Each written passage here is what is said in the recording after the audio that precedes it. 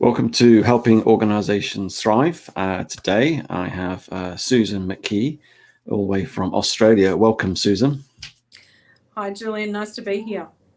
Yeah, it's good to see you again. And I'm just going to introduce you to the audience. So you're the CEO of Dental Health Services all the way in Melbourne, Australia, a long way for me. You're a registered nurse with over 35 years of experience in the health sector, and I've worked across sort of health sector within a range of organisations, including the public, not-for-profit, privately owned, and the sort of charitable sector. And I like this. You have this mission to ensure that quality healthcare is more accessible, safe, compassionate, and tailored to individual needs. And that's a great mission. And you're in one of the areas of sectors in the world that's been quite a bit of a focus for the last 18 months, and probably quite tough to work in that environment as well. But before we get into that, I just want to know what you love about what you do, Susan. I think it's having an organisation that has purpose. So healthcare's got purpose. You're there to support people through some of their toughest times and some of their most amazing times too. Obviously, dental health services is slightly different to my background, which has been in acute healthcare. But again, it's about supporting those who are most vulnerable. That's our role here in Victoria. We run the public oral health service for the state, and making sure that those most in need are actually being seen and cared for, and that we can improve their oral health. So it's that ability to influence across the organisation, but also here in Victoria, the ability to influence across the state, and how can we actually make people's lives better by actually delivering the services that we can deliver in the most compassionate and equitable way. So I love working with people, but also just really like working in organisations where I can see that we are adding value and making a difference. Mm. And have you always sort of wanted to be within the sort of healthcare sector ever since 35 years ago? Obviously you got into it, but before that, was that always your thing? Well, interestingly, I wanted to be a fighter pilot, because I like speed, but they wouldn't let women be fighter pilots back in the day. Right. My mother tells me that I always wanted to be a nurse. I actually don't remember that as a child, but she tells me that that's what I always wanted to do. And once I got into healthcare, I just fell in love with it. I fell in love with the ability to, support people and help people. But then the longer I was in the industry and the more senior roles that I took on, the more I loved the ability to support people to make a difference. So, as a single nurse on the floor, you can make a difference to the person in front of you and the people that you care for. But, as a CEO of an organisation that runs services across a state, you can influence millions of people's lives by actually making sure the organisation's functioning the way that it should. Yeah, and I like that you're seeing it as a bigger, meaningful purpose. You're not just a leader in an organisation, but actually you're making a difference and impacting millions of people and facilitating that and leading that. Now, we've been in a tough 18 months. I know that you in Melbourne are in your sixth lockdown, which is pretty harsh. And I think we've had 3 or 4. I sort of lose count myself in the UK. And people are saying that we're almost heading towards or almost having now a sort of a mental health crisis. Really, people are struggling with it, and understandably. And I know recently you posted something about the Are You OK Day, about having those sort of meaningful conversations. I just want to get your insight and your wisdom really of how you're facilitating those meaningful conversations within your organisation as a CEO. Are You OK is a pretty big thing here in Australia. It started on the back of significant suicides in the country, and it's about having those meaningful conversations about, are you truly okay? So not just, oh yeah, hi, how you going? You okay? And everybody goes, yeah, I'm fine. It is actually probing deeper than that and having the conversation about, are you okay? Well, did you sleep well last night? Have you gone out and done your exercise today? Tell me about, you need to have a fairly personal relationship with some people, You sure you didn't drink too much wine last night because you look a bit tired? Those sorts of conversations about making that deeper connection with people. And, one of the things that we've been doing all the way through COVID, because some of our teams are here on site working, and some of our teams are at home working, and some doing a bit of both. So it's about how do you maintain that connection when people aren't in front of you, and how do you maintain that connection when you don't have those water cooler conversations, and making sure that people are staying, connected. So, from our executive team all the way through the organisation, we make a concerted effort. In our executive team, when COVID first started, we used to have, Friday afternoon drinks and dad jokes. So, just something a bit lighthearted and relaxing at the end of a week to actually, keep us connected and feeling more, being able to feel more vulnerable in each other's spaces.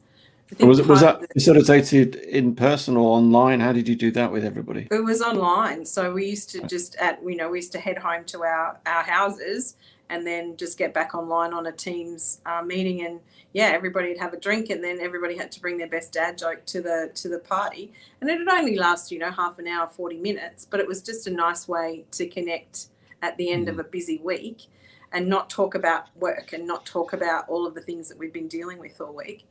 And a lot of our teams have done similar things around bring your best pajamas to work today, so that on their Zoom meetings they'll be in their pajamas, or having show us your favorite pet, those sorts of things. Just something different and lighthearted. And we spent a lot of time looking at the research from all over the world around who's doing best practice and what does that look like. And a lot of it was about normally if you were going to a meeting, you'd be sitting in a room and having a chat to people before the meeting started, and then often you'd have a chat on your way out of the meeting, and you don't do that on Zoom. You get on, you do the business, and you get back off again. So it was building some of those things into our regular meetings. Obviously, we've got clinical teams, so we're here on site, and also we do a lot of daily huddles with those teams to make sure that we're checking in with them, not just about what does the day look like and what's the day going to bring, but how are people feeling right now. So a lot of that very individualised checking and making sure that people are okay, and that they have the ability to say I'm not. I do a weekly CEO video every Friday just to wrap the week up and give people a bit of information about what's going on. And I've often said by Friday, I'm not okay. I'm done. I can't think anymore. My brain's not going to work. Luckily, I've got an amazing team around me, and they've picked up some of the slack on that. But, I actually am going to spend tomorrow under the doona because I'm done. So I think it's being that vulnerable so people feel like they can say, I'm not okay. I need some time out in this space. Yeah, I was going to ask how you, it's all about asking people those questions. Are you okay? Or you look a bit tired, or whatever it may be, to try and get more probing a little bit more rather than just the stock answer of I'm okay, I'm fine. How are you creating that environment then? I mean, you talk about your vulnerability of where people feel safe to say, actually, do you know what, I'm not very good today. I'm feeling a bit rough, or I'm struggling with this lockdown, or whatever it may be, or something deeper in terms of a mental health issue. What other things are you doing to create that sort of environment of safety?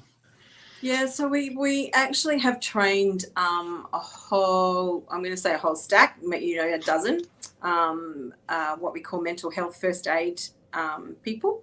So people within the organisation who are, colleagues, so they're not a manager or a leader particularly, and we've actually trained them, put them through a 2-day mental health first aid course, and that course is for them to identify somebody that might have a mental health issue or be struggling in some way, and then their ability, they're not there to solve the problem. They're not psychologists. They're not trained in that space. They're just there to recognise, listen, and then redirect. Is there someone we need to talk to? We've got our own employee assistance program that is 24/7. It's free to all of our staff and all of their family. So if somebody needs, actual professional help, we've got that capability within the organisation. But it's just having people that are out on the floor on a daily basis or on a Zoom meeting that somebody might want to connect with, rather than their manager or rather than a professional. It's just hey, I know what to do if you want to talk to me kind of conversation, which is sort of another piece of the puzzle that we've put together here. That's great, actually, because it's sometimes you don't want to share with your line manager, do you? You want to sort of talk with somebody more objective, more outside of your sector or your department. Yeah. And having mental health nurses or people trained in that mental health first aid is really helpful, actually. Yeah, it's been received really well by the teams, and it just gives them, you know, that option to talk to somebody that a bit different. That's, you know, maybe they feel is less judgmental. Mm. Yeah. So you talked about your weekly video where you sort of share how the week's gone, and it sounds like it's quite personable. In terms of you share if you've had a good week, bad week, and what you're going to do tomorrow in terms of just chill out or whatever, which again, another creating vulnerability and showing that actually it's okay to be not okay is good. Just as your leadership style or approach changed in the last 18 months, or has it just stayed the same? And if it's changed, what have you done differently? And obviously, is that weekly call part of that difference you're doing? Yeah, the actual frequency and volume of communication that I've been doing in the last 18 months is, you know, 10 times more than I would ever do or have ever done in the past. So, you know, my leadership style has always been very authentic and very communicative, but it's often more on a one-on-one, you know, walking around the organisation, chatting to people, you know, with regular town halls and those sorts of things that you would normally do in an organisation. But during COVID, in the second lockdown that we had, or the second wave that we had, you know, we went from monthly town halls to fortnightly town halls to weekly town halls, you know, back to, you know, fortnightly. We're back again to weekly now because we've got some issues going on. You know, the numbers of patients or the numbers of COVID cases in Victoria are heading north again. So we're back to weekly conversations, and we've had a couple of positive cases in our buildings. So having those really clear communications. And I think, you know, normally I would write, like I would send an email to people about this is what's been happening. But I think during COVID, people have wanted to see your face. So the weekly videos, even though every now and then, you know, sorry guys, no video today, haven't done my hair, just not happening. You know, that kind of conversation. So, you know, I think just it's the intensity of it, but also making sure that the people leading the organisation are okay, and had a really strong, I guess, concentration on that senior leadership and middle management group, because they're the meat and the sandwich, as you know, in any organisation. They are the engine, and just making sure that, you know, how do we support them in the best possible way. We've got a senior leadership workshop tomorrow talking about flexibility and controlling the things you can control and letting go of the stuff you can't. So, yeah, it's that sort of stuff. I think, you know, my leadership style is very conversational anyway, but just much more intense than I would have ever done as a, you know, if the world didn't go to chaos. And I guess you've had to think, because you can't walk around as much and you can't be as in person, you've got to be a bit more intentional digitally. Yeah. And by doing videos, I think that's a great thing, because that means people like to see people as much as emails are great, and that communication, actually seeing people, hearing people is probably more impactful really in terms of that. And obviously communication has been a key thing with this last 18 months, you know, as much as possible from every level, whether that's from a government perspective, organization, and even with your own family, actually just keeping that communication going, isn't it? And that's a lot of it also is that, you know, as a government organisation, you know, you're briefing up on a regular basis to the government. We have a board as well. You're briefing up to the board, but the intensity of that communication has gone through the roof as well. And just, you know, the consistency of messaging and making sure that you're not saying something different today that you said yesterday, and that's quite complicated sometimes, because the messaging can be quite nuanced. So, you know, that's something that I think we've all struggled with from time to time. You know, at town halls that we have. So we had one, what's today? Today's Tuesday. We had one last week, and I answered 120 questions in 45 minutes. So it's like that's insane, and it's intense because people want to know, they want to hear it from you. And, you know, if you write it in an email, that's fine, but they prefer to be able to actually ask you directly. Yeah. And there was some answers that, some questions that I didn't know the answer to, and I'm quite happy to say I don't know the answer, but I'll go find out for you and bring it back. But just to be able for people to actually be able to see, you thinking about their question, not just, chucking frivolous answers out at them, does make people feel like, you are taking this all pretty seriously. Yeah, because communication, it's a dialogue, isn't it? It's a two-way thing. As much as you're communicating, which is great, actually allowing people to voice their concerns, their questions, they feel heard and they feel valued, and it creates that engagement. Actually, this person's listening to me or answering a question, or if they don't know it, they're going to find out. So actually, it's a good way of canvassing what's going on as well for you as a leader, and get a real sense of the sort of temperature within the organization by the sort of questions and the style of questions, which can then influence what you do. Be interesting, a personal sort of question. What have you learned about yourself in this time that you think, actually, I'm going to take that forward, those learnings for the future? I think, I'm an introvert by nature. But what I have learned is that, I can extrovert with the best of them, and I can be on for long, long periods of time and be okay with that. So I think that's one of the learnings, I guess, is that, you can talk all day and that's okay. But you need to listen as well. So yeah, I think that's one of the things that I have learned about myself, but also that, it's really nice to be leading. I mean, it's not nice to be leading in this crazy COVID time, but it's nice to be leading in this era where, authenticity and vulnerability are appreciated, not thought of as a weakness, which, in the past they have been. So I think what I've learned is that being vulnerable and being authentic is A-okay at this point in time, and people are expecting that of their leaders now. Whereas, 10 years ago, 15 years ago, they wouldn't have been tolerated. And do you think you've sort of, I guess, dialed that up more in this time? Oh, absolutely. Yeah, I think looking around the world at the world leaders who've been doing a great job in this space, it's those that have been authentic and been vulnerable and been willing to go, yeah, no, that was a dumb idea, we should probably go and do this. Compared to those who've just, stuck with the stock standard, I'm right, you're wrong, go away conversations. Because it's actually, I remember I still talk to leaders now to say to them, actually, it's okay to say you don't know. Because I think we always feel we need to know all the answers. We're all navigating very new times for all of us. We're all in the same, not in the same boat, but we're in the same sort of sector and environment. But it's okay to say to other people, do you know what? I don't right know how we're going to do this right now. This is where we're aiming to go. We need to work as a team to really sort of galvanize and see how we can sort of navigate this, and not feel that you have to have all the answers, because we don't have all the answers. And I think also the next step on that is to actually be able to admit, oh, I got that wrong. Like, I'm really sorry.